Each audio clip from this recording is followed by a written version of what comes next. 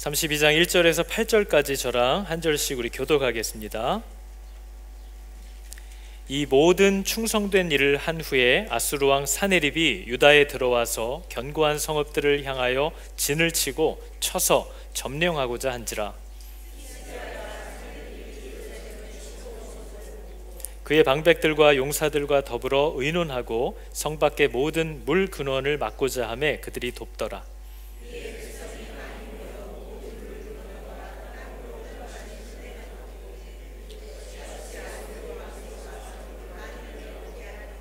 히스기야가 힘을 내어 무너진 모든 성벽을 보수하되 망대까지 높이 쌓고 또 외성을 쌓고 다윗성의 밀로를 견고하게 하고 무기와 방패를 많이 만들고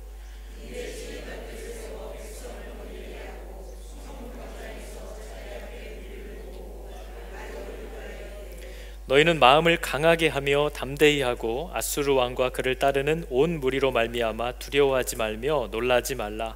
우리와 함께 하시는 이가 그와 함께 하는 자보다 크니 육신의 팔이요 우리와 함께 하시는 이는 우리의 하나님 여호와시라. 반드시 우리를 도우시고 우리를 대신하여 싸우시리라 하며 백성이 유다왕 히스기야의 말로 말미암아 안심하니라.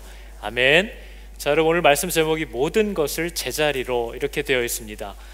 여러분, 이스라엘과 유다라는 나라가 자기가 하나님의 백성이라는 정체성을 완전히 까먹은 시대를 우리가 지금 보고 있는 겁니다.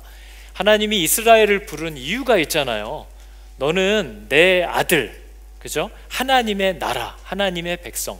그래서 이 세상의 모든 민족들이 너희의 나라를 보면, 너희들을 보면 아, 하나님이 누구시다, 하나님이 어떤 분이구나 하는 것을 알 수 있게끔 너와 나와 계약을 맺자, 그죠?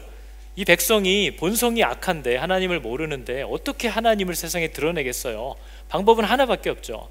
하나님이 어떤 분이신지, 어떤 걸 좋아하시고 어떤 걸 싫어하시고 어떤 상황엔 어떻게 하시는 분인지를 율법으로 다 정해주셔서 너희는 오직 이 법을 따라서만 살아라. 그러면 너는 나의 백성이 되고 나는 너의 하나님이 될 거다 하는 쌍방 계약을 맺었다는 겁니다. 그런데 이스라엘이 그 정체성을 완전히 까먹고 살고 있다는 거죠. 이스라엘의 관심은 뭐 먹고 살지? 어떻게 살지? 어떻게 해야 침략을 안 받지? 어떤 나라랑 함께 해야 경제 외교가 좀 더 활성화돼서 우리가 좀 부강해지지? 이게 온통 그들의 관심이지, 하나님을 드러내는 나라, 하나님을 전하는 나라, 보이지 않는 하나님을 세상에 보여주는 나라라는 정체성을 완전히 까먹었다는 거죠. 근데 여러분, 그게 바로 오늘날 교회라고 하는 저와 여러분의 모습이 아니라고 말할 수가 없는 겁니다. 저와 여러분도 예수 믿는 사람입니다 라고 하면 우리의 부르심이 있어요. 하나님과 맺은 약속이 있습니다. 나는 이제 이 땅을, 이 험한 세상을 오직 하나님의 말씀대로만 살아갈 거다. 오직 하나님의 도움만을 구하면서 이 세상을 내가 어떻게 살아내는지를 보여주는 거죠. 하나님은 그것을 통해서 여전히 하나님은 살아계시고 그 자녀들을 공급하시며 그분이 어떤 마음을 갖고 계신지를 세상에 나타내겠다고 저와 여러분을 부른 거거든요.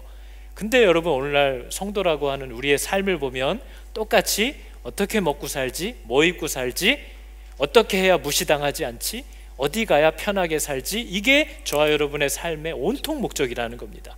내가 지금 뭘 준비해야 노후에 어려움을 덜 당하고 살지, 자식들에게 폐를 안 끼치지, 이게 오늘날도 성도라고 하는 사람들의 거의 대부분의 삶의 목적이 되어버렸다는 거죠. 하나도 다르지 않다는 거예요. 근데 여러분, 우리가 지금 보고 있는 게 뭐예요? 히스기야가 개혁을 일으켰는데 어떤 부분들을 바로잡고 있느냐? 하나님의 나라는, 하나님과 계약을 맺은 백성은 그럼 어떤 모습들로 돌아와야 하는가? 제자리로 돌려놔야 한다는 거죠. 그걸 우리가 히스기야를 통해서 이제 볼 거라는 거예요. 여러분, 이 개혁을 단행하는 히스기야를 보면서 야, 대단하다라는 생각을 할지 모르겠지만 사실 여러분, 이거 그렇게 어렵지 않습니다. 우리들도 다 할 수 있는 일이에요. 여러분, 우리 하늘그림 교회 안에서 이 교회를 정말 하나님이 기뻐하시는 교회로 세워가기 위해서 내가 뭘 할 수 있을까? 만약에 고민하시는 분이 있다면 여러분, 정말 쉬워요. 그거 여러분 다 할 수 있다는 거죠. 여러분, 하나님의 말씀대로 하나님의 나라를 세워가고 내 삶을 바로잡는 것은 어떤 면에서 어렵지 않은 일입니다. 우리가 지난 몇 주 동안 역대하를 보고 있는데요, 역대하에 보면 이스라엘과 유다의 왕들이 계속 나타나잖아요. 근데 그 왕들의 나이를 보면 여러분 오늘날 상상도 할 수 없는 나이인 거죠. 누구는 16살의 왕이 되고요, 누구는 25살의 왕이 되고, 누구는 42살의 왕이 되고, 누구는 35살의 왕이 되고, 또 어떤 이는 심지어 7살의 왕이 돼요. 근데 그 나이가 아무런 문제가 되지 않습니다. 사람들도 너무 어리지 않나요? 얘기하지 않아요. 하나님도요, 쟤는 너무 어리지 않니? 이렇게 걱정하시지도 않아요. 여러분, 이스라엘 나라에는 왜 왕의 나이가 문제가 안 될까요? 이스라엘이 어떤 나라인지를 알면 이해가 돼요. 여러분, 여호야다 제사장이 7살짜리 아이를 왕으로 세울 때 누구도 걱정하지 않아요. 왜일까요? 여러분, 이스라엘은요 90살 된 왕이 되던 7살짜리가 왕이 되던 일단 왕이 되면 그 왕이 해야 될 일이 정해져 있어요. 왕은 여호와의 율법책을 자기가 필사해서 자기 옆에 두고 주야로 그것을 묵상하면서 하나님의 나라를 그 율법에 근거하여서만 다뤄야 돼요. 그러면 이 사람이 어리던 나이가 많던 상관없이 오직 어떤 일을 결정하든지 하나님의 말씀을 따라서만 결정하겠다라고 마음을 먹은 사람이면 누가 해도 상관없다는 거예요. 왜냐하면 누가 해도 하나님의 뜻대로 다스려질 거니까요. 그게 여러분 교회와도 동일합니다. 오늘날 교회도 똑같아요. 그럼 여러분, 우리가 나이는 그렇다 치고 그래도 좀 어리더라도 그래도 어느 정도 경험과 능력은 좀 있어야 되지 않을까요? 생각할 수 있어요. 근데 여러분, 이스라엘이라는 나라는 특별한 나라입니다. 하나님께 순종하는 것이 능력인 나라가 이스라엘이에요. 이스라엘은 자기의 힘과 능력과 경험으로 지키고 보존하는 나라가 아니고요, 그 머리가 되시고 왕 되신 하나님께만 순종하려고 하는 담대함을 가진 사람이면 하나님이 어떤 사람도 사용하실 수 있어요. 이 나라는 순종하는 것이 능력이에요. 여러분, 교회도 똑같습니다. 교회 안에서 사람들을 세울 때도 이 원리를 잘 기억하셔야 돼요. 교회는 세상의 어떤 방식과 세상의 경험과 사람들이 가지고 있는 능력을 자원으로 하여서 보존하고 살려가고 부흥케 하는 나라가 아니에요. 교회는 오직 하나님의 말씀 위에서 하나님께 순종하는 것이 능력이 되고 그것이 교회를 보존하는 힘이 되는 것이라는 걸 우리가 기억해야 된다는 거죠. 그러니까 여러분, 우리 교회도 이제 사람들을 세워갈 텐데 어렵게 생각하지 않으셔도 됩니다. 하나도 어렵지 않은 일이고요, 하나도 불안하지 않은 일이에요. 누가 해도 괜찮아요. 여러분, 우리 교회 가운데 만약에 나는 날마다 하나님께 나아가 묻고 그분께 배우면서 어떤 모든 상황 속에서 하나님이 정말 원하시는 게 뭘까 하는 것을, 그분의 마음과 정신을 말씀을 통해서 나는 늘 찾고 묻고 하면서 그렇게 순종하겠다라는 마음만 만약에 여러분이 갖고 계시다면, 그런 마음을 가지신 분이 많으실 거예요. 그러면 여러분 목사 하실 수 있어요. 여러분 장로 하실 수 있어요. 집사도 권사도 다 할 수 있어요. 전혀 어려운 일이 아니라는 거죠. 만약 여러분 가운데 제가 어떻게 목사를 해요? 나는 장로 이런 거 그럴 감이 아니에요, 이러시는 분들이 사실 제일 위험한 분들이에요. 그런 분들이 그런 자리에 가면 완전 왕노릇 하거든요. 이 자리가 어떤 자리인지 알아? 근데 여러분, 그건 전혀 대단한 게 아니에요. 하나님은 누구도 쓰실 수 있는데 아무나 쓰시진 않아요. 오직 그 마음을 요구하신다는 거죠. 네가 마음을 새롭게 하여서 모든 악한 길을 거절하기로 결단하고 모든 일에 하나님의 방법대로만 묻고 찾으면서 가겠노라고 결정하면 뭐든지, 여러분 왕도 할 수 있어요. 그게 여러분 이스라엘이라는 나라의 특징이에요. 우리 교회도 마찬가지예요. 그런데 여러분, 이 일이 굉장히 쉽지만 또 반면 굉장히 어렵습니다. 왜냐하면 저희가 항상 이런 걸 볼 때 저쪽만 보지 나를 자꾸 계산에 안 두거든요. 하나님의 뜻대로 순종하기만 하면 어떤 사람도 나이와 상관없이 경험과 능력과 상관없이 하나님이 다 쓰실 수 있어요. 그런데 문제는 내가 가지고 있는 죄명이 뭐예요? 여러분, 성경에 기록된 저와 여러분의 죄 이름이 뭐예요? 불순종이잖아요. 불순종.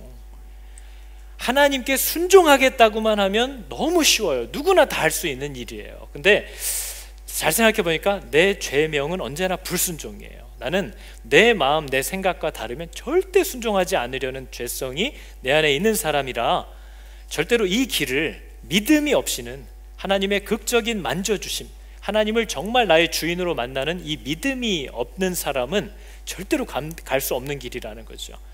여러분, 교회 안에서 우리가 또 세상에서 성도로 살아가는 일은 사랑을 가지고 일하고도 오해받고 욕먹는 길입니다. 쉬운 길이 아니에요. 이것은 장차 오실 하나님이 모든 것을 공정하게 판단하실 거야 라는 부활신앙이, 재림신앙이 없는 사람은 절대로 감당해낼 수 있는 어려움이 아니에요. 여러분, 억울한데 예수님처럼 교회를 위하여 해명하지 않고 자기가 십자가에서 그냥 죽어야만 하는 것이 이 부르심입니다. 성도로의 부르심이에요. 이건 역시도 믿음이 없이는 견딜 수 없는 일이라는 거죠. 여러분, 우리 교회가 내년에도 이제 또 사람들을 부를 거예요. 그리고 이 재직들, 내년도에 헌신하는 그 재직들, 지금까지 해오셨던 분들, 그 안에서 이제 후년에 사람들을 세우게 될 텐데, 여러분 보실 거는 하나밖에 없습니다. 이제 여러분 모두에게 다시 기회가 있는 거예요. 그 전에 어떻게 해왔던지 간에 여러분 다시 마음을 새롭게 하셔서 나는 이 교회에 하나님이 주신 비전과 질서에 즐거이 순종하면서 이 안에서 함께 하나님의 말씀으로 배워가면서 하나님의 뜻을 따라 함께 이 짐을 지겠다라는 마음만 있으면 여러분 모두 다 하실 수 있습니다. 저는 많이들 이 부르심에 여러분이 나아오셨으면 좋겠어요. 근데 한 가지 조건이 있어요. 절대로 그러한 마음의 자세를 갖지 않은 사람들은 세우지 않을 거예요.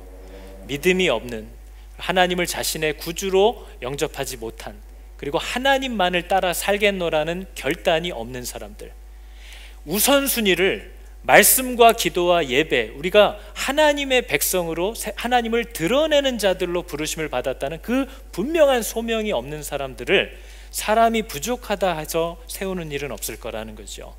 여러분, 우리가 지난 몇 주간도 계속 봤지만 유다가 하나님의 말씀대로 전쟁을 할 때에 하나님만 의지하고 하나님의 방법대로만 가면 언제나 승리해요. 그런데 사람이 부족하고 힘이 딸린다고 해서 하나님을 섬기지 않고 하나님을 대적하는 북이스라엘과 동맹을 맺을 때 하나님이 얼마나 분노하시는지를 알아야 해요. 그래서 여러분, 저는 지금 교회에 많은 사람들이 함께하는 것 필요하죠. 그러나 믿음으로 와야 하고 하나님께 순종하려는 선한 마음이어야 돼요. 여러분, 만약에 내년도에 우리 교회에 서리 집사들도 필요하고요, 목자들도 많이 필요하고요, 교사들도 많이 필요합니다. 그러나 우리 가운데 누구도 그 짐을, 그 번거로운 짐을 그리스도의 몸된 교회를 위하여 남은 모든 고난을 내 몸에 함께 채우기를 기뻐하는 마음을 가지고 나오는 사람들이 없다면 여러분, 목장이 좀 이렇게 됐으면 좋겠어요 라는 부탁은 하실 수 없어요. 왜냐하면 목자가 없을 테니까요. 지금보다 더 줄어들면 어쩔 수 없는 거예요. 목장은 다시 다른 모양으로 변경될 수밖에 없고, 여러분의 자녀들에게 배정돼야 할 좋은 선생님들도 지원하는 사람들이 없으면 없는 거예요. 여러분, 그걸 기억하셔야 돼요. 우리들이 하는 것이지 어디서 사오는 게 아니에요. 우리들 가운데 누구든지 하나님 앞에서 내가 하나님께 묻고 배우면서 세워져 가기를 원합니다, 나를 그 일에 전적으로 드리기를 원해요 하면 가르쳐 드리면서 얼마든지 함께 할 수 있습니다. 어렵지 않아요. 그러나 여러분은 적어도 배우면서 예배의 자리에서 본이 되는 성도의 삶을 살아가면서 하나님께 나를 드리겠다라는 마음만 있으면 누구든지 직분으로, 교사로 다 사용할 수 있습니다. 그래서 여러분, 마음을 하나님 앞에 분명히 가지시고 성도의 정체성을 떠나 살지 마시고, 여러분, 이 땅에서 뭐 하려고 우리가 사는 거예요? 보이지 않는 바 하나님을 세상에 드러내기 위해서 하나님의 방법과 말씀대로만 살기로 우리는 결단한 사람들이에요. 이게 무슨 말인지 못 알아듣는 사람이라면 아직 아닌 거죠. 우리는 이 부르심을 위해서 직장도 구하고 가정도 꾸리고 우리의 삶을 살아가는 거예요. 그 성도의 부르심을 위해서 소명을 가지고 내 삶이 따로 있고 내 삶을 위한 도구로서 신앙이 있는 게 아니에요. 그죠? 하나님, 내가 세워놓은 계획들을 차질 없이 진행할 수 있도록 도와달라고 하나님을 내가 믿는 게 아니에요. 내가 창조되고 내가 부름을 받은 이유가 있다는 거죠. 그 소명을 우리가 기억해야 돼요. 여러분, 우리가 오늘 살펴보는 역대하 32장의 첫 번째 장은 시작부터 뜬금없이 이렇게 나옵니다. 이 모든 충성된 일을 한 후에, 그러니까 이미 앞에 뭐가 있었던 거죠. 그러니까 이미 말씀을 읽어오신 분들은 저 앞에 뭘 했는지를 아실 거예요. 히스기야가 역대하 29장부터 31장까지 아버지 아하스가 완전히 망쳐놓은 그 나라를 개혁하기 위해서 엄청난 결단을 합니다. 여러분, 히스기야가 정말 생명을 걸고 일을 하는 거예요. 나라에 하나님이 처음 세웠던, 하나님과 맺었던 기본적인 약속들을 다시 다 제자리로 돌려놓기 시작하는 거죠. 여러분, 오늘 이 말씀을 보시면서 내가 저런 마음가짐을 가지고 내 삶을 저렇게 하기로, 또 내가 섬기게 되는 이 교회와 가정 안에서 무조건 하나님이 명하신 이 방법대로 내가 자세를 바꾸겠다라는 마음을 먹을 수 있는지를 오늘 꼭 살펴보셔야 됩니다. 아니면 안 돼요. 그러나 원한다면 누구든 받을 수 있어요. 누구든 일할 수 있어요. 여러분, 히스기야가 제일 먼저 했던 일이 뭐죠?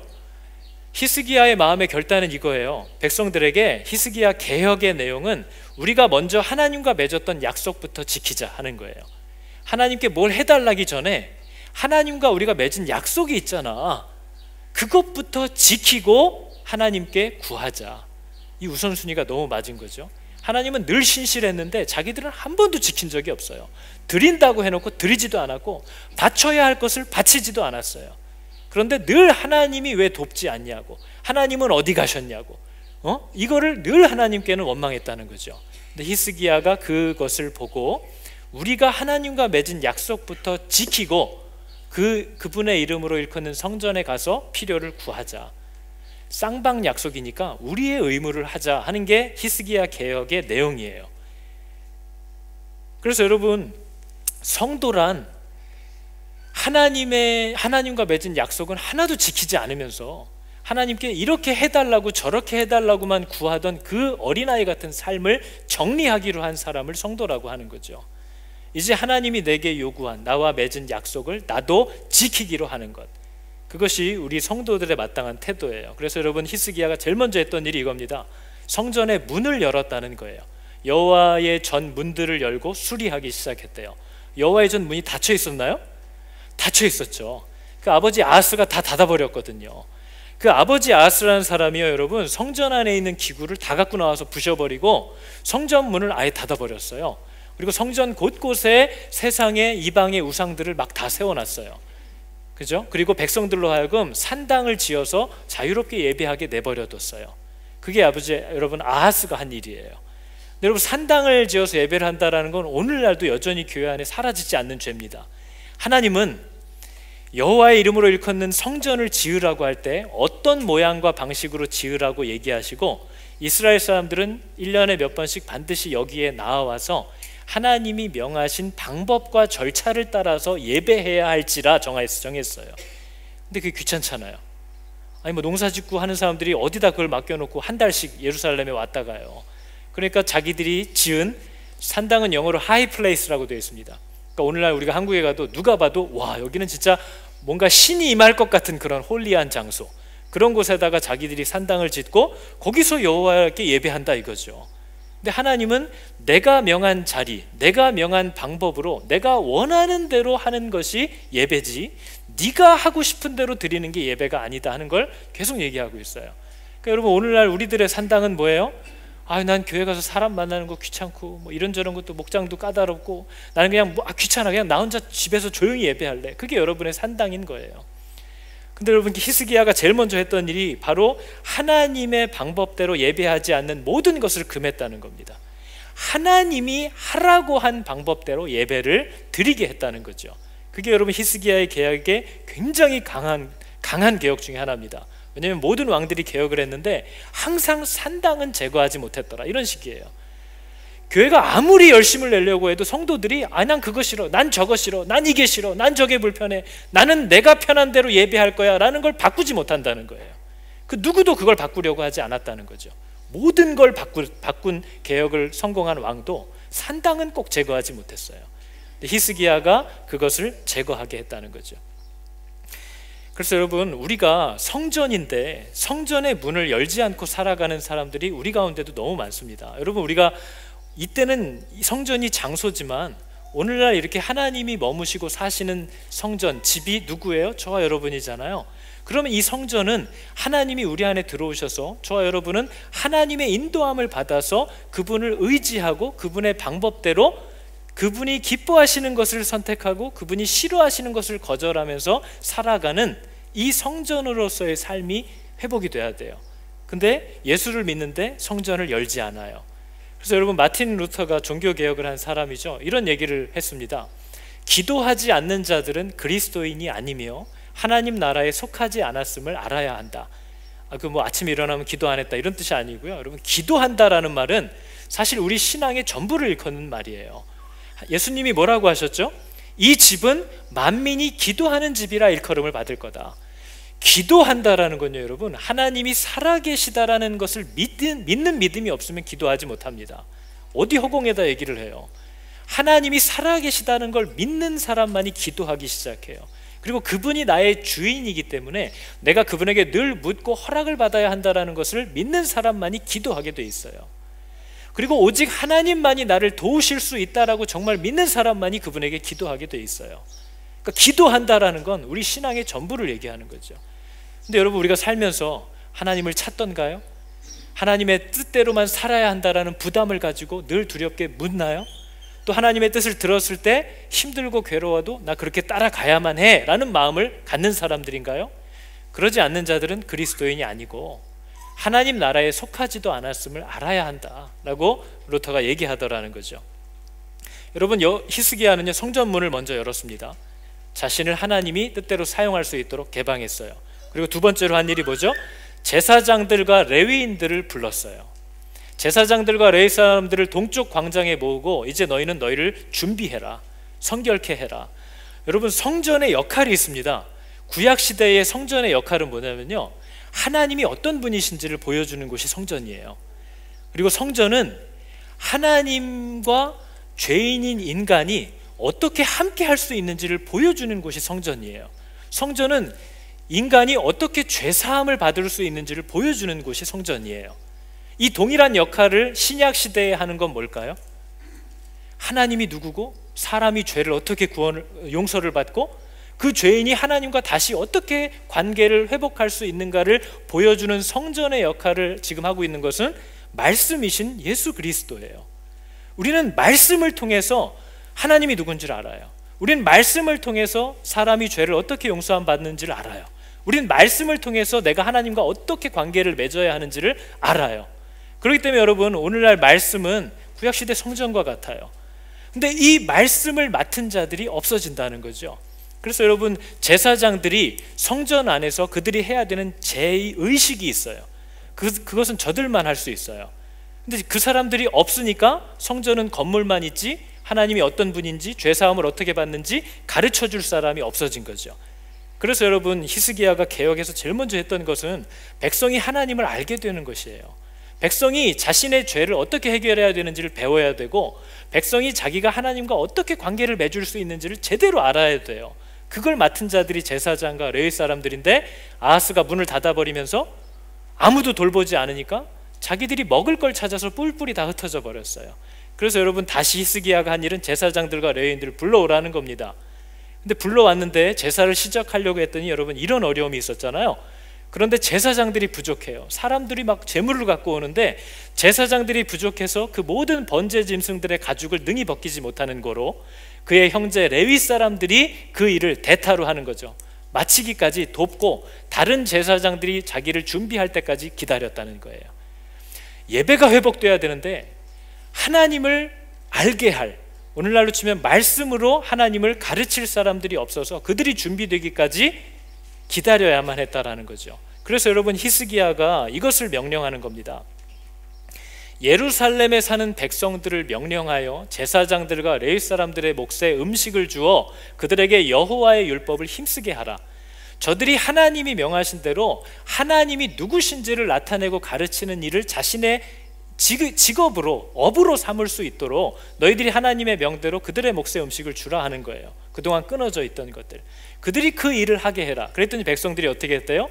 이스라엘 자손이 첫 열매들을 풍성히 드렸고 또 모든 것의 11조를 많이 가져왔으며 유다 자손들도 소와 양의 11조를 가져왔고 여호와께 구별하여 드릴 성물의 11조를 가져왔대요. 이제 하나님이 어떤 분이신지를 가르치고 드러내야 할 사람들의 일을 그들이 전념할 수 있도록, 여호와의 율법을 힘쓸 수 있도록 하나님의 명대로 그들이 하나님의 율법을 회복했다는 거예요. 그들은 그것이 기업이다. 그렇기 때문에 하나님은 당신의 몫인 11조를 그 제사장들과 구제해야 할 자들에게 나눠주겠다. 하나님은 그걸 당신의 것을 주겠다라고 표현했다는 거죠. 근데 그게 무너졌을 때 성전이 문을 닫았고 사람들이 하나님을 알지 못하게 됐다는 거예요. 그래서 여러분, 오늘날 교회들이 회복해야 될 동일한 내용들입니다. 여러분, 오늘날도 우리가 바울이나 예수님의 제자들, 사도들을 통해서도 봤지만 오직 하나님의 말씀으로 또 다른 사람들, 충성된 자들을 먹여서 세울 수 있는 이 사역이 교회의 굉장히 중요한 사역이에요. 너는 내가 너에게 분부한 모든 것을 가르쳐 지키게 하라.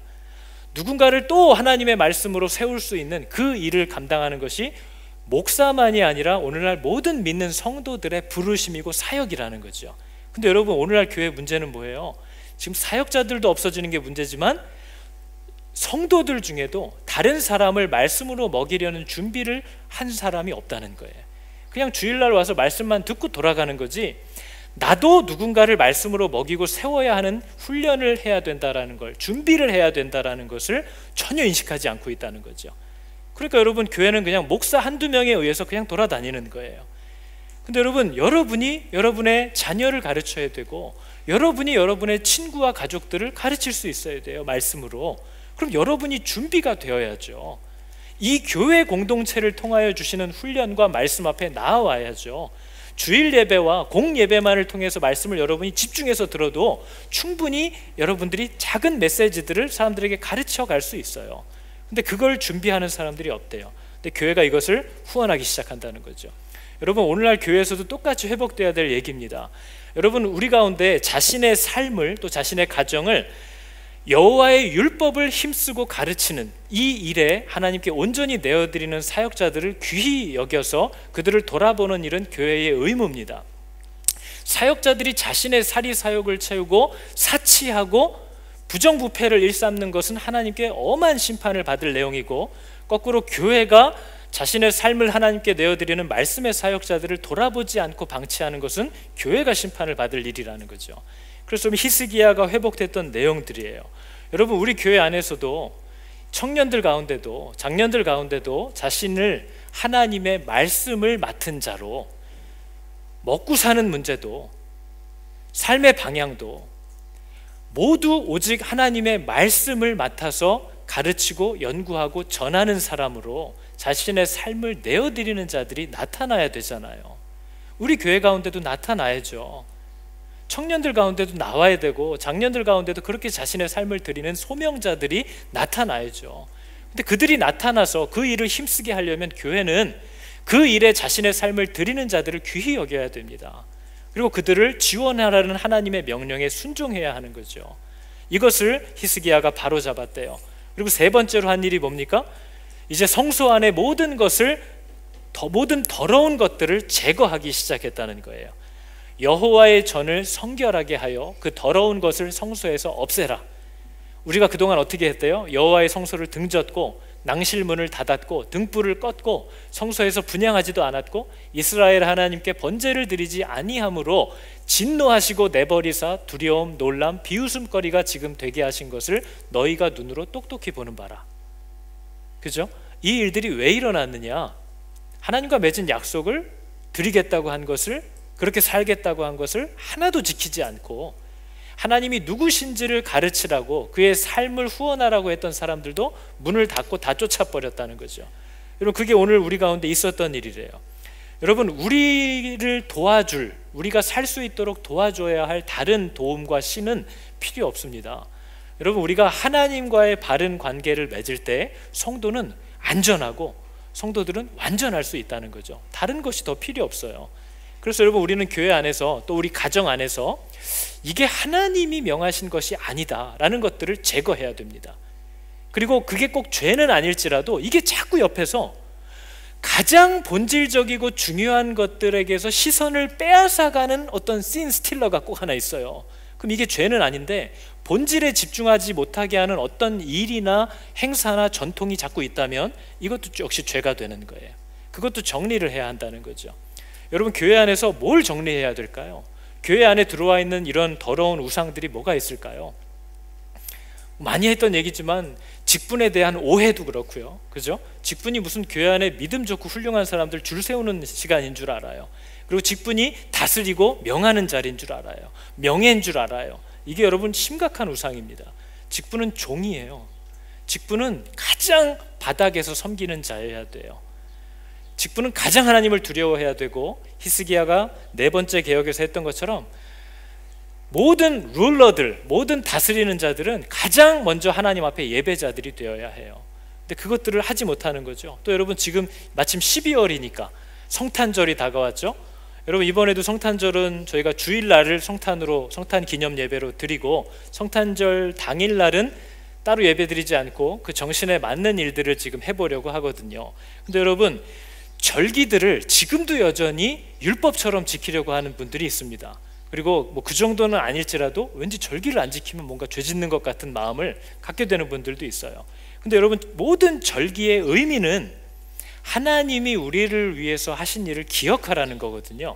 구약시대에 내가 했던 헌신, 내가 했던 순종, 내가 했던 노력을 기억하는 게 절기가 아니고요, 나는 아무것도 할 수 없는데 하나님이 나를 위해서 행하신 그 놀라운 일을 기억하라고 정해놓은 게 절기예요. 그러니까 그 절기는 예수 그리스도가 우리를 위해서 어떤 일을 하시는지를 기억하게 하는 게 목적이었어요. 그래서 여러분, 절기는, 구약시대 절기를 보면요, 유월절 뭐예요? 유월절, 그리스도께서 우리를 위해서 죽으셨다, 그 예수의 피 안에서만 우리는 살아간다, 유월절이에요. 무교절은 뭐예요? 그리스도가 우리의 양식이시다.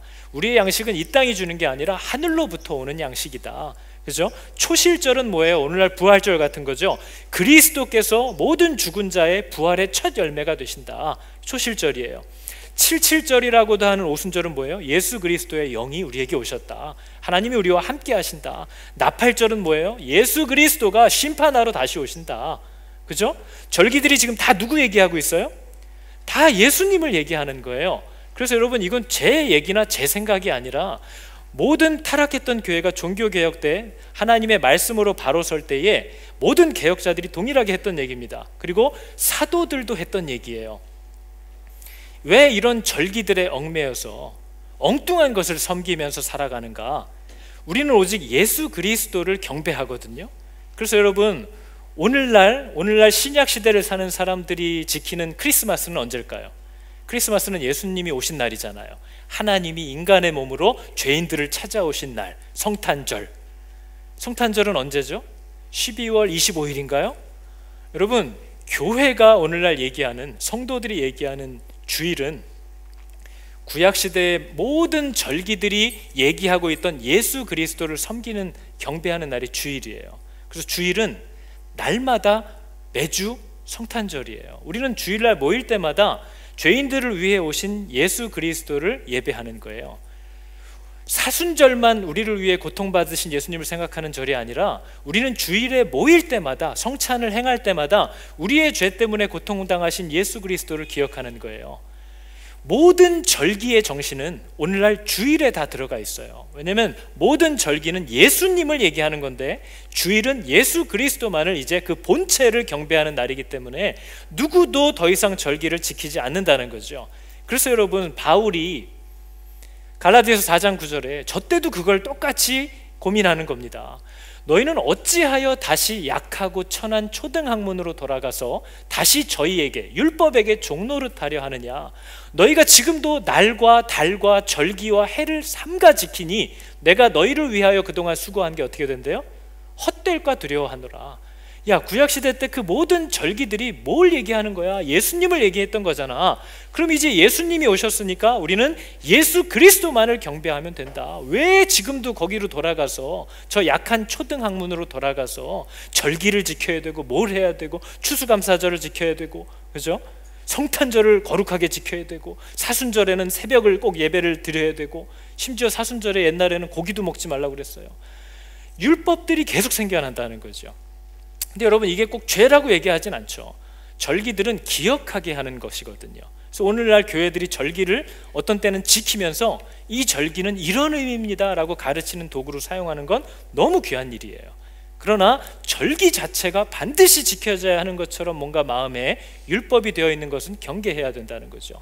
지금도 여러분, 한국에서는 절기를 지키려면 차라리 유월절이나 초실절이나 나팔절을 지켜야죠.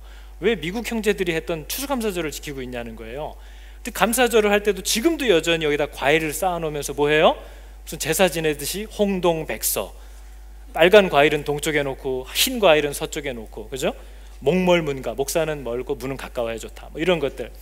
그냥 교회 안에 온갖 이 형식들이 다 자리 잡아서 그게 아니면 큰일 날 것처럼 생각이 돼요. 왜 우리는 이날인데 그걸 안 하지? 우리는 왜 저날인데 그걸 안 하지? 근데 여러분, 모든 절기에 했던 일들을 언제 해야 되는 거라고요? 주일 예배 때 하는 거라고요. 우리는 그리스도가 오셨구나 하는 걸 매주 기억하는 거예요. 우리는 우리를 창조하신 분이 하나님이구나 하는 걸 매주 기억하는 거예요. 우리는 그분이 우리 때문에 고통을 당하셨구나 하는 걸 매주 기억하는 거예요. 우리는 날마다 하나님께서 다시 재림하신다는 것을 주일날마다 그리스도를 바라보면서 예배하는 거예요. 여러분, 이건 제 얘기가 아니라 이미 모든 믿음의 사람들과 사도들이 이미 다 정리해 놓은 내용인데 여전히 아직도 이것으로 돌아가는 사람들이 많다는 거죠. 그러면서 여러분, 히스기야가 성전의 문을 열고 하나님이 어떤 분이신지를 보여줘야 할 제사장들과 레위인들을 불러서 그 일을 감당하게 하고, 성소 안에 모든 하나님이 명하지 않은 것들을 세세히 살피면서 정리하기 시작하고, 마지막에 4번이 뭐죠? 예배를, 제사를 회복했다는 겁니다. 이제 거기서 제사를 드리기 시작한 거예요. 오늘날로 치면 예배를 회복한 거죠. 히스기야 왕이 일찍이 일어나 성읍의 귀인들, 저 귀인들은 왕자라고도 되어 있고 룰러들, 그러니까 한마디로 모든 다스리는 지도자들을 얘기하는 겁니다. 그들을 모아서 여호와의 전에 올라가 나라와 성소와 유다를 위하여 속죄제물로 삼고 여호와의 제단에 드리게 했다. 제사가 회복됐어요. 여러분, 성도의 제사는 어떻게 회복하는 거죠? 성도에 드리는 예배는 뭔가요? 여러분, 우리가 아까도 하이델베르크 요리문답을 통해서 봤지만 성도의 제사는 하나님의 뜻에 순종하기 위하여 날마다 자신의 죄성과 싸우면서 자신을 복종시키는 게 성도의 제사예요. 그래서 여러분, 신약 성경은 성도들의 예배를 뭐래요? 너희를 하나님의 기뻐하시는 거룩한 산제사로 드리라. 여러분, 산제사는 영어로 보니까 living sacrifice라고 되어 있어요. 이거는 같이 쓸 수 없는 단어입니다. living은 살아있다는 뜻이고요, sacrifice는 죽는다는 뜻이에요. 근데 살아있는 죽음, 이게 뭐예요? 그리스도께서만 우리에게 가르쳐 주신 거죠. 이젠 내가 사는 것이 아니라 나는 죽었고 그리스도께서 사십니다. 그러니까 우리는 살아있는 자 같으나 살아있는 게 아니에요. 나는 이제 더 이상 내 감정과 내 생각과 내 뜻을 따라서 종노릇하지 않고 하나님이 무엇을 원하시는 것을 묻고 찾으면서 그것에 순종하려고 하는 거예요. 그게 산제사예요. 나는 날마다 죽는 거죠. 나는 날마다 나를 죽이고 하나님의 뜻을 따라 복종하려고 살아가는 것이 성도의 예배예요. 그러니까 여러분이 예배를 회복했냐 하는 거죠. 여러분의 가정에서, 여러분의 직장에서, 교회 안에서 정직함과 거룩함으로 하나님의 기뻐하시는 것들을 순종하려고 하고 아닌 것들은 그만하려고 하는 일들을, 그 예배를 드리고 있느냐? 아니면 여기서는 예배드리지만 세상으로 나아가면 아유 그렇게 안 하고는 못 살아 하면서 여전히 그 일을 하고 사느냐? 그 이익을 포기할 수 없어서, 그 유익을 버릴 수 없어서 하나님의 방법이 아니라는 걸 알면서도 그렇게 안 하면 세상 못 살아요 하고 사는 그런 사람들이냐, 그걸 묻는 거죠. 그게 예배가 회복되지 않았다는 거예요. 여러분, 어김없이 올해도 한 해가 지났습니다. 벌써 얼마 안 남았잖아요. 한 17일, 18일 남았죠. 이제 올 한 해가. 이제 우리 교회 안에서 사람들을 계속 그동안 세워왔어요. 그럼 제가 바라기는 그동안 우리가 함께 해왔던 목자든 교사든 서리 집사님들이 마음만 바르게 해주신다면 저는 이분들이 다 같이 갔으면 좋겠어요. 이분들 가운데 사람들이 세워져야 하거든요. 그래서 여러분, 근데 지금까지 해오던 것 중에 내가 충실하게 또 말씀대로 하지 못했다 하는 것들은 마음을 새롭게 하셔야 돼요. 그래서 모두가 다 세워지면 너무나 좋을 것 같아요. 여러분, 우리 교회만이 아니죠. 교회의 방향은 세상에서 예배하는, 세상에서 하나님을 드러내는, 그 방법은 하나님의 말씀대로만 살려고 하는 사람들로 여러분들을, 저와 여러분을 살게 하기 위해서 이 예배와 양육의 자리로 여러분을 부르는 거예요. 이건 명령이에요. 그게 우선이 되고 다음 여러분의 삶을 지혜롭게 살아야 되는 거죠. 근데 삶의 우선순위가 예배와 말씀이 되지 않았어요. 기도가 되지 않았어요. 용납할 수 없어요. 그것은 성도의 자세가 아니에요. 너무 중요한 거예요. 그래서 여러분은 이 기본적인 그리고 근본적인 교회의 역할을 감당하기 위해서 여러분들을 부를 때 그 예배와 양육의 부름에 순종해야 될 의무가 있습니다. 그것에 동의하지 않는 사람들이 이 교회의 일꾼이 될 수는 없어요. 여러분, 하나님의 뜻을 따라서 세상에서 살아가는 것이 우리들이 모두가 해야 될 일이에요. 그런데 그 일을 감당하기 위해서 교회가 교회로서의 구조를 갖춰야 되고 섬길 사람들이 필요한 거죠. 가르쳐야 될 사람이 필요하고요. 목자가 되어서 힘들지만 자신의 가정도 오픈하고 자신의 신앙도 오픈하고 자신을 말씀 위에 계속 세우면서 목사인 저와 함께 교통하면서 성도들에게 자신을 오픈해 놓는 목자들, 그들을 부지런히 돌아보아서 저와 연결해주는 그 목양을 하는 목자들이 필요한 거죠. 그리고 지금 주일학교나 아이들 교사들이 너무나 많이 필요해요. 근데 여러분, 교사들이 너무 부족한 때예요. 근데 여러분, 교사들 역시도 예배의 사람들이 아니면 세우지 않을 겁니다. 너무나 기본적인 거잖아요. 그래서 여러분, 그 마음만 먹으시면 누구든 환영이에요. 누구든 가르쳐드리면서 함께하면서 나아갈 거예요. 괜찮아요. 뭐 전혀 모르는데요, 근데 저를 가르쳐주세요, 제가 할 거를 알려주세요 하면 되는 거죠. 하나님은 그 마음을 목사인 저에게도 원하시는 거니까요. 제가 알고 하는 게 아니잖아요. 물으면서 하라는 거죠. 그래서 여러분, 재직은 하나님을 두려워하는 사람이어야 됩니다. 하나님을 사랑하는 사람이어야 되고요. 하나님의 말씀과 방법대로만 순종하기로 한 사람들 가운데 이 교회 공동체를 향한 특심을 가진 사람들을 이제 부르는 거죠. 그래서 여러분, 사역자들의 삶을 참고하시기 바랍니다. 다른 이익과 돈이 되는 것들을 찾아서 내 삶의 우선순위를 정리하는 게 아니고요, 하나님 앞에 나아가 온전히 서고 그분을 알아가는 일을 자신의 삶의 최중심에 두고 그걸 바탕으로 해서 자신의 삶을 계획하고 인도함을 받기로 한 사람들이 성도예요. 그 가운데 재직이 서야 되는 거죠. 근데 여러분, 정말 말도 안 되는 모습들을 우리가 교회 안에서 보지 않습니까? 직분자들인데 예배 생활도 온전치 못하고 이 교회, 예수 그리스도를 사랑한다고 하면서 그분의 몸인, 그분이 그토록 아끼고 사랑해달라고 우리에게 부탁하는 그리스도의 몸인 교회를 위하여 헌신하지 않고 물질로도 섬기지 않는 사람들이 얼마나 많은지 몰라요. 그건 예수를 사랑하는 게 아니에요. 어떻게 예수를 사랑하는데 그분이 그렇게 부탁하는 그분의 몸인 교회를 살피지 않느냐 하는 거죠. 이런 것들을 우리가 하나씩 배워가면서 자세를 바로 하겠습니다 하는 분들을 다 초청합니다. 다 세워가고 싶고요. 가능하면 지난해 했던 목자들, 교사들 다 함께 하면 너무나 감사하죠. 그분들이 자라가기를 원하는 거예요. 잘못된 것들에서 마음을 새롭게 바꾸고 하나님의 온전한 부르심을 따라서 세워가기를 원하는 거예요. 여러분, 저는 살아계신 하나님이 친히 다스리십니다 라고 얘기는 하면서 그분이 지금도 통치하시는 이 교회 안에 세운 권위와 질서를 신뢰하지 않고 복종하지 못하는 사람들을 신뢰하지 않습니다. 여러분, 저는 세상의 방법과 술수들을, 그죠? 세상 방법과 술수들을 자기가 누릴 수 있는 어떤 이익을 포기할 수 없어서 버리지 못하고 여전히 그러고 사는 사람들을 전혀 신뢰하지 못합니다. 여러분, 주님이라고 부르는데 그 주님이 요구하는 대로 성도의 삶을 예배와 말씀과 기도를 중심으로 해서 살려고 하는 우선순위의 돌이킴을 갖지 않는 사람들을 저는 신뢰하지 않아요. 여러분, 공교회에 여러분을 몸담게 하고 하나 되게 하신 이 교회의 예배와 양육에는 참여하지 않는데 부지런히 사람들만 만나고 다니는 사람들을 저는 신뢰하지 않습니다. 여러분, 저는 하나님이 통치하십니다 라고 말하는데 그 하나님이 섭리하고 통치한다고 말은 하면서 삶에 감사가 없는 사람들을 저는 신뢰하지 않습니다. 불평과 원망의 종로로 타는 사람들을 신뢰하지 않아요.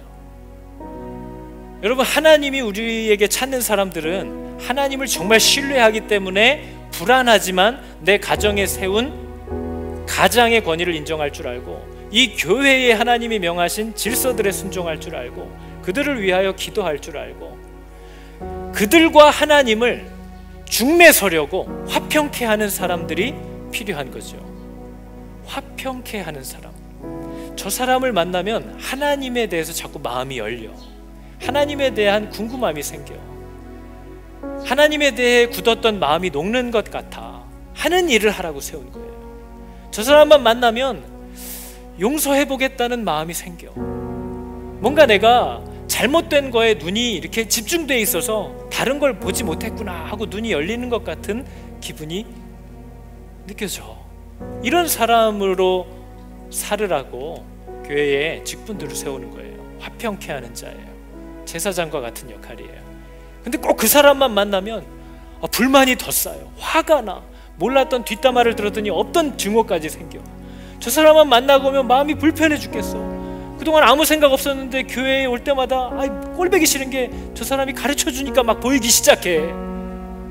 그런 사람은 안 되는 거예요, 여러분. 안 되는 거예요. 여러분, 제가 할 수 있는 일은 하나님의 말씀이 무엇인지를 정말 하나님께 묻고 공부하면서 이것이 하나님의 뜻입니다, 이것이 우리에게 주시는 하나님의 마음입니다 하는 것을 저는 여러분에게 최선을 다해서 전달하고 가르치려고 할 거예요. 근데 여러분은 들으시다가 저건 아닌데? 라고 하면 반드시 저에게 오셔서 얘기하셔야 돼요. 그건 여러분의 의무예요. 그런데 그런 게 아닌데, 하나님의 말씀이 맞는데 순종하지 않고 있다면 그건 여러분이 하나님 앞에서 져야 될 책임이에요. 여러분이 들으시면서 저건 하나님의 말씀과 달라 하면 여러분은 반드시 얘기해야 돼요. 그러나 하나님의 말씀이 맞다 하면 여러분도 생명을 걸어야 돼요. 그것은 저와 관계없어요. 저와 여러분과 하나님과의 관계가 이제 되는 거죠. 여러분, 이제 교회 안에서 사람들을 세울 때 저는 모든 사람들에게 마음을 우리가 함께 열었으면 좋겠습니다. 지난 모습, 내가 봤던 불편한 모습, 그걸 가지고 판단하지 말고요, 이 사람이 하나님을 향하여 자세를 바로 하고 하나님 나를 쓰십시오 하는 겸손한 자세로 이 교회가 요구하는 질서를 따라서 예배의 자리와 말씀의 자리와 물질의 헌신이 성도를 사랑함이 나타나고 있는가, 이런 것들을 우리가 살피는 거죠. 그래서 여러분, 저는 최소한의 기본 조건, 헌법이 얘기하고 있는 그 기본 조건만을 가지고 사람들을 다 부르고 싶어요. 그럼 이제 여러분들이 거기서 사람들을 세우는 거죠. 근데 여러분, 제가 부탁드리고 싶은 건 그거예요. 여러분, 말씀 앞에 겸손히 예배의 자리와 말씀의 자리에 성실하게 나오는 사람들을 세워주시기를 바랍니다. 교회의 권위와 질서에 순종함으로 교회를 화평케 하는 자들 가운데 세워주시기를 부탁합니다. 여러분들이 하는 일이기 때문에 제가 지금 교육하는 거예요. 여러분, 충성된 종이 되어서 섬기는 자가 되어서 주장하고 이끌고 휘두르는 자가 아니라 자신이 모든 그 무거운 짐을 어깨에 지고 가려는 그러한 사람이 되달라는 거죠. 그래서 여러분, 직분자의 태도를 바울은 이렇게 얘기합니다. 내가 이제 너희를 위하여 받는 괴로움을 기뻐하고 그리스도의 남은 고난을 그의 몸된 교회를 위하여 내 육체에 채우노라. 저 마음을 갖고 있는 자들을 여러분이 세우시면 되는 거죠. 자, 여러분, 이제 교회 안에서 여러 번 반복되는 일들 가운데 하나인데요, 사람들이 새로 오면 나 저 사람 잘 모르는데 이게 도대체 몇 년인지 모르겠어요. 근데 여러분, 교회에 왔을 때 모든 사람과 친해져야 한다라는 부담을 내려놓으시기 바랍니다. 모두 알아야 될 필요 없습니다. 모두와 교제해야 될 필요 없어요. 우리가 교회에 왔을 때 부담을 갖는다면 모두와 좀 친해져야 한다라는 부담을 갖지 마시고 내가 나에게 주시는 하나님의 마음을 들어야 한다라는 부담을 가지시기 바랍니다.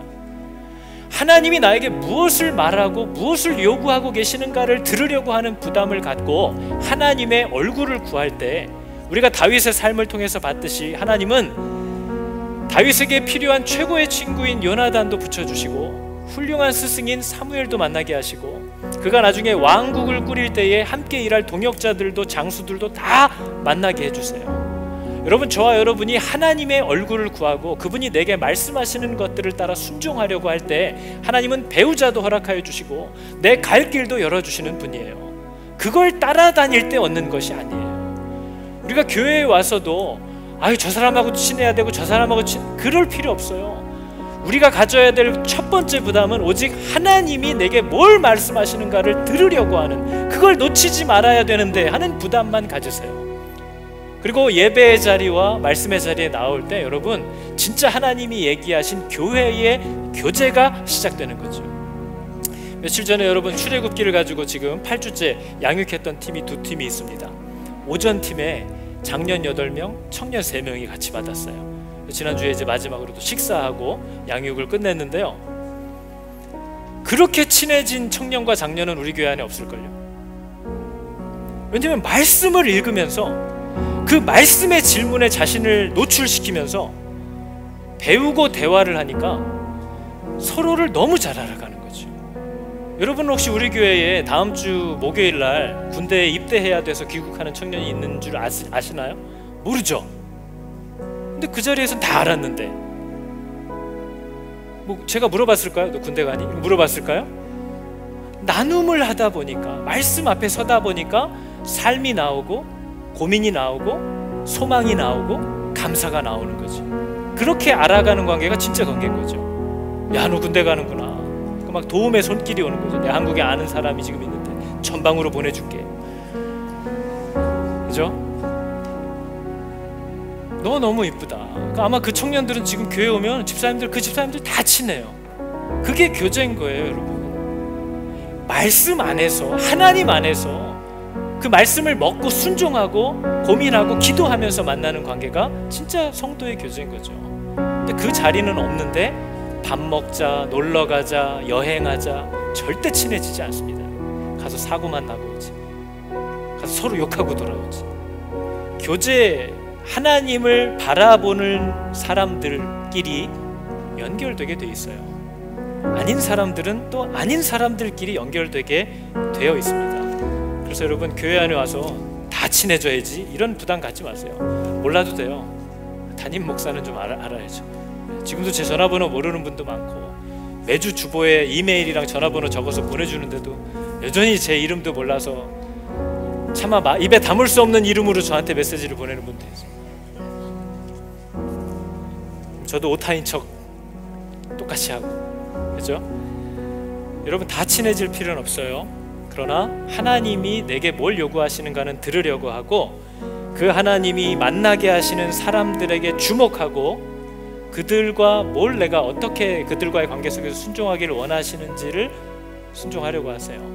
그러면 여러분 계속해서 믿음의 사람들을 하나님이 만나게 해주실 거예요. 청년들도 마찬가지예요. 뭐 여러분 시내 나가서 뭐 클럽 돌아다니면 배우자가 거기 서 있을 것 같아요. 드레스 입고. 하나님을 바라보면 주님이 인도하세요. 배우자는 하나님이 주시는 거예요. 여러분 가정에 있는 모든 우상들을 제거하시기 바랍니다. 부모들은 여러분 스스로의 삶을 정결하게 하세요. 자녀들 보기에 부끄럽지 않게 하나님의 말씀에 비추어서 여러분을 정결케 하시고, 부모님들은 하나님의 말씀을 공부하시기 바랍니다.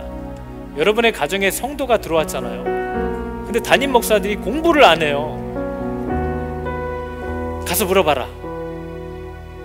엄마한테 물어보지 마. 아빠한테 가. 강도사님은 뭐 하시니? 여러분 가정에 들어온 새신자들 교육을 하시기 바랍니다. 근데 어떻게 교육하는 거예요? 그들의 마음을 얻는 거죠. 여러분 왜 성경이 직분자를 세울 때 자신의 가정을 잘 다스리는 자라는 얘기를 빠지지 않고 넣는지 아세요? 직분자들이 하는 일이 사람과 하나님을 중매서는 거예요. 근데 자기 자식들조차도 이 부모가 하나님과의 관계를 좋게 만들어주는 일을 못하고 있다면 교회에서 말할 것도 없는 거 아니에요. 집에서 그 일을 시험하셔야 돼요. 거기에서 먼저 승리하셔야 되는 거죠. 부모를 보면서 자식들이 하나님을 향한 마음이 활짝 열리게 하는 게 부모들에게 주시는 하나님의 사명입니다. 여러분 히스기야가 이 모든 충성된 일을 한 후에 평안이 찾아왔어야 되는데 뭐래요? 아수르 왕 사네립이 유다에 들어와서 성읍들을 향하여 진을 치고 쳐서 점령하고자 했대요. 여러분 저와 여러분이 하나님의 말씀대로 살려고 하잖아요. 그러면 전쟁이 일어나요. 그래서 성경은 이 땅에 사는 믿는 성도들을 전쟁하는 교회라고 얘기하는 거예요. 전쟁하는 교회. 저희가 마음을 새롭게 먹고 하나님 뜻대로 이제 살아야지 그러면 이제 행복할 줄 아시죠? 여러분 예수 믿고 살기로 결정하셨으면 그런 마음은 빨리 접으세요. 저희는 여기에서가 아니라 장차 받을 것을 바라보면서 하나님께 나온 사람들 아닌가요? 그러니까 이 땅에서 자꾸 실망할 일들을 혼자 꿈꾸지 말고, 우리가 이 모든 충성된 일을 하면서 무장할 때에 적들도 무장해서 다가온다는 걸 아셔야 돼요. 여러분, 우리 교회가 좀 좋아 보이나요? 평안해 보이나요? 아직 문제가 좀 없어 보이나요? 진짜 심각한 전쟁의 한가운데 있다는 것을 여러분 아셔야 돼요. 기도하셔야 돼요. 전쟁이 일어나자마자 여러분, 히스기야가 아주 지략가답게 한 행동이 오늘 저겁니다. 방백들과 용사들을 싹 불러서 성 밖의 모든 물 근원을 막아버렸어요. 우물을 막았고요, 시냇물이 흘러가는 걸 다 끊어버렸어요. 왜요? 아수르 대군이 왔을 때 그들이 먹을 수 있는 걸 다 끊어버리는 거죠. 여러분, 이거는 과거에도 그렇고 지금도 그렇고 전쟁의 정석입니다. 지금도 여러분, 한국과 북한의 전쟁이 일어나면 제일 먼저 미사일이 어디로 날아가죠? 서로 다 이미 고정돼 있어요. 서로 군수물자를 만들 수 있는 것과 식량을 만들 수 있는 것과 그걸 이동시킬 수 있는 주요 고속도로를 다 끊어버리는 게 전쟁의 시작이에요. 내게 공급되는 걸 차단시키는 거죠. 여러분, 저와 여러분이 하나님 말씀대로 살려고 하면 마귀가 뭘 먼저 끊을까요? 네, 말씀부터 끊어요. 은혜를 끊어요. 이상히 여기지 마시라는 거예요. 내가 마음만 먹으면 잘 될 줄 아셨어요? 근데 성경이 얘기하고 있잖아요. 이미 가르쳐주고 있잖아요. 내가 하나님의 말씀대로 서려고 하면 이런 일이 있다고요. 말씀의 통로가 끊어진다니까요. 모처럼 성경을 폈는데 애가 열이 나요. 이제 마음 잡고 설교 좀 들어보려고 그러는데 저랑 또 뭐 하나가 틀어져가지고 나만 보면 막 눈이 세모로 떠져요. 말씀이 안 들려. 이제 목장 생활도 해보려고 그러는데 그냥 고집사가 그냥 하필 말을 곧다위로 해. 제가 고집사라고 한 것은 고 집사님을 얘기하는 게 아닙니다. 그분 집사님을 얘기하는 거죠. 내가 뭔가를 해보려고 하면 마귀가 다 통로를 끊어버린다니까요. 제발 좀 듣고 기억하세요. 하나님이 가르쳐 주시는 거예요. 마귀가 우는 사자처럼 너를 밀가부르듯 하려고 나한테 청구했다. 근데 내가 어떻게 했대요? 보호해준 게 아니라 네 믿음이 떨어지지 않기를 위해서 기도했다. 우리는 어차피 싸워야 돼요, 여러분. 어마어마한 전쟁이 기다립니다. 우리 교회 위에. 또 예수를 정말 잘 믿기로 작정하고 계시는 분들의 내년의 삶 위에 감당할 수 없는 일들이 있을 수도 있어요. 저 목사는 참 재수없는 소리만 하죠. 근데 뭐 말씀이 그렇게 얘기하는 걸 얘기하는 거예요. 물론 감당할 위로와 도움을 주셔요. 근데 그건 우리가 잘 바라고 있으니까 알아야 될 걸 너무 몰라서 얘기하는 겁니다. 전쟁이 기다리고 있어요. 여러분, 시간 우리가 4가지를 기도할 겁니다. 하나씩 잠깐씩 기도할 텐데요. 여러분, 기도할 준비를 좀 하십시오. 첫 번째는 이겁니다. 하나님과 여러분이 한 약속을 지키시기 바랍니다. 달라는 얘기는 충분히 했잖아요. 근데 왜 안 주시는지 우리가 들었잖아요. 네가 나와 맺은 약속을 하나도 지키지 않으면서 나한테는 당연한 듯 요구하고 있는 것에 대해서 하나님이 비웃음거리가 되게 하겠다는 거죠. 여러분, 내가 예수를 믿기로 하신 분이 우리 가운데 있다면 이제 내가 어떻게 살기로 한 거예요? 하나님의 말씀대로만 산다면서요. 그 약속 지키라고요. 시간 기도할 때 하나님, 내가 말씀의 사람, 율법의 사람, 계명의 사람이 되겠다고 하나님의 뜻대로만 살아서 보이지 않는 하나님을 세상에 나타나겠다고 약속하고 하나님의 후사가 되었으면서 그 약속을 하나도 지키지 않고 살아갑니다. 하나님, 나를 긍휼히 여겨주시고 이 모든 죄들 가운데서 돌이킬 수 있도록 도와주십시오. 우리 같이 시간 기도하겠습니다. 아버지, 내가 하나님께 드렸던 약속들을 까맣게 잊고 살고 있음을 회개합니다. 하나님, 내가 주님을 의지하지 않고 살았던 것을 후회합니다. 내가 하나님께 늘 구하고 요청하고 바라면서 나는 정작 하나님께 약속했던 것을 하나도 지키지 않고 살고 있었다는 것을 아버지, 내가 오늘 듣고 기억합니다. 하나님, 내 삶에 틀어진 것들을 바로잡기로 결단하고 돌이키기를 원하오니 하나님과의 약속을 이제 지키는 자리에 서기를 원하오니 하나님, 나를 긍휼히 여기시고 불쌍히 여겨 주시옵소서. 하나님과의 약속을 지키며 살기를 원합니다. 결단합니다. 하나님, 함께하여 주시옵소서. 하나님, 은혜를 더하여 주시옵소서. 성전의 문을 활짝 여는 자가 되기를 원합니다. 내 안에 들어오시옵소서. 하나님, 내 안에 들어와 나의 주인이 되시고 하나님의 말씀으로 나를 인도하여 주시고 나의 순종의 예배를 주님 받아주시옵소서. 우리 한 가지 더 기도합니다. 하나님이 누구신지를 알게 하고 죄사함을 어떻게 받는지, 하나님과의 관계를 어떻게 맺어가야 하는지를 우리에게 가르쳐 주신 예수 그리스도, 그 말씀을 우리에게 전하는 자들, 말씀의 사람들을 돌보고 돕고 후원하는 또 내 자신이 그러한 말씀의 사람으로 세워져 가기를 결단하는 우리 교회가 되기를 원합니다. 우리 교회가 이민교회 안에서 사역자로 자신의 삶을 드리는 사람들과 가정들을 돌볼 수 있는 그런 어머니의 자궁과 같은 교회가 되게 해달라고 기도하시고, 우리 교회의 모든 성도들은 어디에 갖다 놔도 누군가를 먹이고 가르칠 줄 아는 말씀의 사람들로 준비되게 하여 주십시오. 우리 같이 기도하겠습니다. 하나님, 우리 교회가 모든 성도들이 하나님의 말씀을 풍성히 먹고 하나님의 말씀 가운데 성령의 인도함을 신실하게 받는 아버지 믿음의 사람들로 다 세워져 갈 수 있게 하여 주소서. 그 어디에 세워도 누군가를 먹이고 돌보고 살필 수 있는 그런 하나님의 사람들로 세워져 갈 수 있도록 아버지 우리를 긍휼히 여기시고, 아버지 우리를 붙잡아 주시고, 우리를 가르치시고, 우리를 인도하여 주시옵소서. 하나님, 정말 이 마지막 때에 하나님의 말씀을 바르게 선포하며 주님의 율법에 힘쓰는 자들, 여호와의 율법을 힘쓰게 하는 일에 자신의 삶과 가족을 하나님께 온전히 의탁하며 자신을 산 제물로 내어드리는 그러한 사역자들과 가정 위에 하나님의 큰 은혜가 이 교회 공동체를 통하여 부어질 수 있도록, 하나님이 명하신 일들을 교회가 회복할 수 있도록 하나님 우리를 긍휼히 여겨주시고 우리를 붙잡아 주시옵소서. 하나님, 이 땅에 실족하고 낙심하고 굶주리고 여러가지 불안함과 두려움 가운데 넘어져 있는 그런 사역자들을 아버지 또한 우리 교회 가운데 붙여주셔서 그들이 다시 회복하고 세워져 갈 수 있는 그런 하나님의 품이 되게 하여 주시고, 하나님 그 일을 즐거이 힘쓸 수 있는 저희 성도들이 되게 하여 주시옵소서. 하나님 정말 엘리야의 까마귀와 같은 일을 이 교회가 우리 성도들이 감당할 수 있도록 이 일을 위하여 헌신된 자들의 마음을 하나님께서 열어주시고, 우리 교회가 그 일을 위하여 아버지 물질도 시간도 기쁘게 사용할 수 있는 그런 하나님의 마음을 갖게 하여 주시옵소서.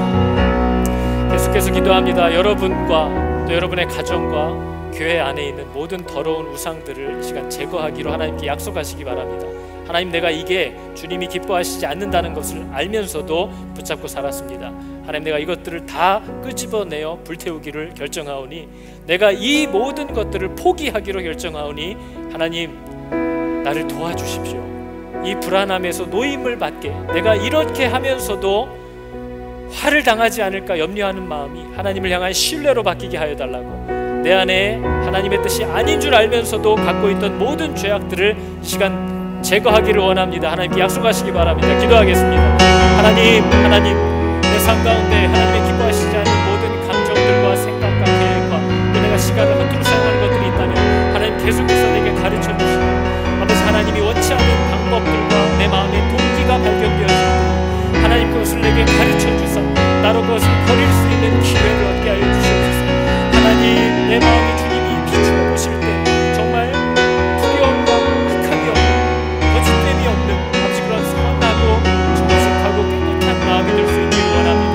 내가 하나님을 의지하지 않고 때로 사람들을 바라보거나 환경과 기회들을 기대하는 그런 마음들이 내 안에 있다면 하나님 정말 그것들을 온전히 내어놓고 버리고 하나님께만 의지하기로 결정하는 하나님의 방법대로 살아내기를 원하는 아버지 일이 내게 나타나기를 원합니다. 하나님 함께 하여 주시옵소서. 함께 하여 주시옵소서. 아버지 은혜를 간절히 구합니다. 주님 나를 도와주시옵소서. 내가 주님의 사랑과 은혜를 받아 세워져 갈 수 있기를 원합니다. 하나님 내게 은혜를 더하여 주시옵소서. 아버지 내 마음을 뜨겁게 허락하여 주시기를 원합니다.